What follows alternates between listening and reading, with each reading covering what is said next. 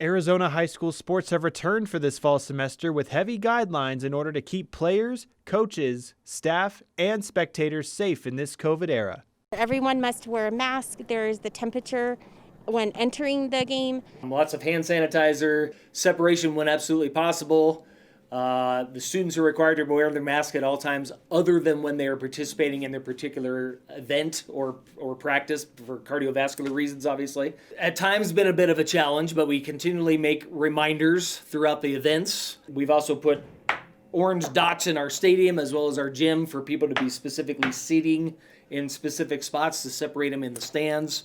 Despite all these new guidelines, there hasn't been a notable amount of backlash from anybody involved. So long as everybody follows the recommended CDC guidelines, most parents just want to watch their kids play. I think it's a great idea. I know it's an inconvenience for people, but I'd rather err on the side of caution. People want to see football, and as long as there's precautions that are taken and testing is done properly, I think football should go ahead. Other precautions put in place in order to keep everybody safe has been to operate the stadiums at 10% capacity and limiting the amount of spectators per athlete to 2 on a strict ticket-based system. And I literally did hand out tickets to each individual so they bring those on a game-to-game basis.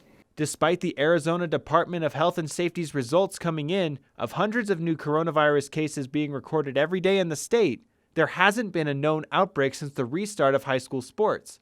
While the school and district guidelines have managed to keep the spreading of the virus at bay, they have also taken steps to make sure those who can't attend games can still watch and support their teams. For volleyball and football has been live streamed, both of which have been done by parents. We are awaiting what's called the Pixelot system, so we're in the process of getting the infrastructure put in place in order to have that available. So we'll probably have that in place for winter sports.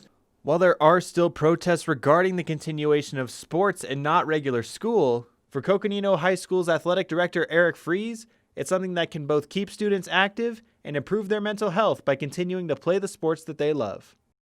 We have put a number of things in place. Obviously, more than half of the fall sports are outside, so we can easily adjust that a little better in terms of distancing and outside, and the ramifications and the guidelines are different for different facilities. It's an outlet for students. We have huge guidelines in place in order to take care of that. They're not in person on a daily basis sitting in a classroom, and ultimately it just comes down to the productivity and the importance of the mental health and physical health of the students. The new guidelines are set to remain in place as long as necessary in order to ensure the safety of all those involved. Connor Trett, NAZ Today.